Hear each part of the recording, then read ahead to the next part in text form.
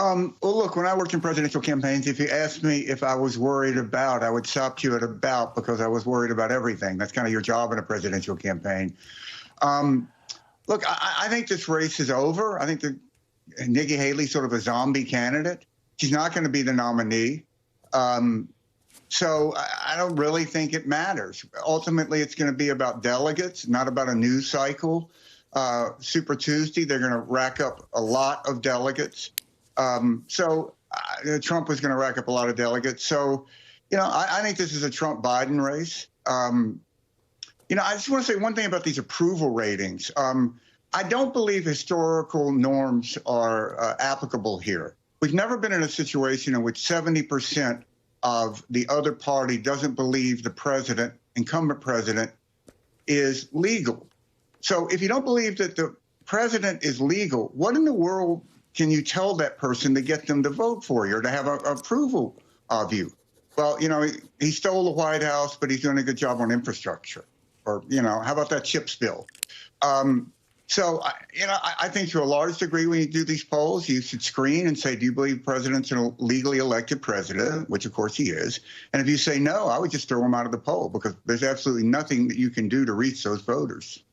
True. And Stuart, but the fact is that there is probably very little that you're absolutely right, that the voter who sees himself as a Trump voter, you can tell to change their vote. But then there are the large group of independents, the large group of Democrats who may feel that they're not being listened to by the Democratic Party. It's those, Stuart, that I think people like Nikki Haley, who raised $16.5 million last month, over $11 million of that, she says, from grassroots, small donor donations.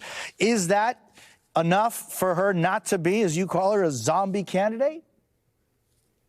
Yeah, because she's not getting enough votes among Republicans. And ultimately, this race it's a Republican primary. It's going to be decided by Republican voters. So let's talk about Nikki Haley's voters. What's their second choice? It ain't Donald Trump. The vast majority of these Haley voters are either not going to vote or they're going to vote for Joe Biden or potentially a third party, which is why the third party is so dangerous for the Biden campaign.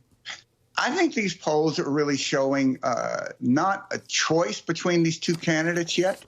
And we've had a couple of polls, one in New Hampshire, one in Pennsylvania, where Biden's approval rating was at 38, but he was winning by 9 points.